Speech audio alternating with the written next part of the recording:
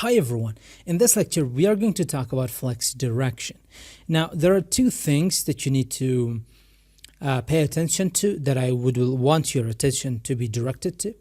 The first one is that this is going to be our flex context comprising of flex container, which is the UL, and flex children, which are the LIs. Now this is something that is very, very simple. I don't really need to waste your time writing it and showing it to you. So from this lecture onwards, wherever we need this, it is going to be pre-created or already created. That is one thing. The second thing is that when we come to CSS, we have talked a ton about these properties, and I'm not going to talk about them more, and I'm not going to waste writing them because this is intermediate level, and these are very simple stuff. We are just going to jump into Flexbox and understand Flexbox better because I want to only focus on Flexbox. Let's just go ahead and let's dive in. So let's grab the container. So if you wanna your element to have a display of flex, keep in mind that it has to be the container element. So in here, what is the container element? It is the UL, and these are the LIs. Usually we don't really apply display flex on empty containers or on containers that don't have any special meaning. We only apply display flex on any element that we want to align the children within that element. So this is how you know, okay, which container element requires a display flex. If you don't want to align the children within a container element, do not specify a display flex on it. Just leave it as it is. But for 99.9% of the time, you are going to have your containers and their children be aligned in some way or the other. So first off, let's initiate a flex context.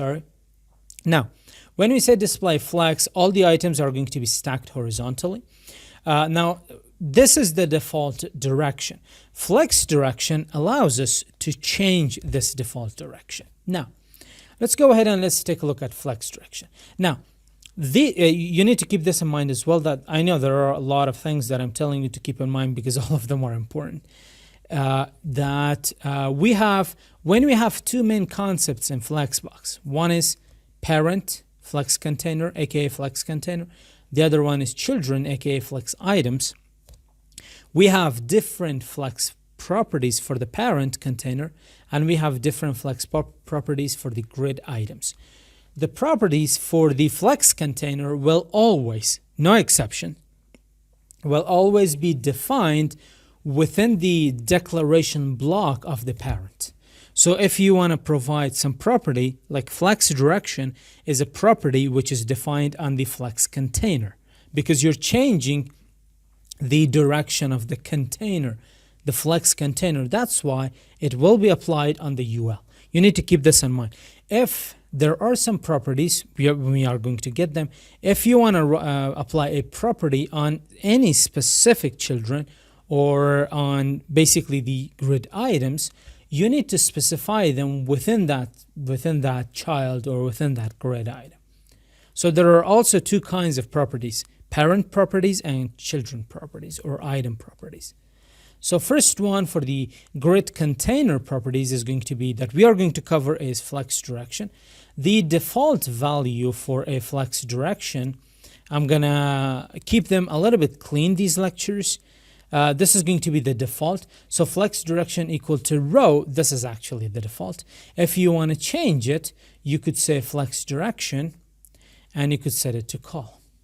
And now all of the items are stacked vertically. And now you might be saying, okay, this is here and you did not comment this one out and you have provided another one. Now you can see that we have talked about specificity, right? And specificity only matters if both of the properties, they have the same name.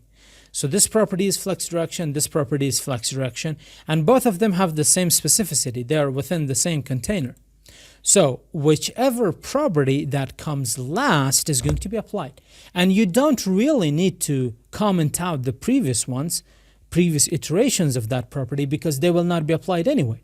Because only the last one will be applied because they are within the same container, their specificity is the same, and basically there is no other consideration. So I could keep this here, but still the flex column would be applied. That is the reason for it. So we also have flex direction. There is another value for it, and that is row reverse. And it is going to start from the right. It's list item 1, 2, 3, 4, and 5. We also have column reverse. So flex direction, column reverse. And when I save it, so 1 starts from the bottom and goes to 5. That's it for this lecture. See you in the next one.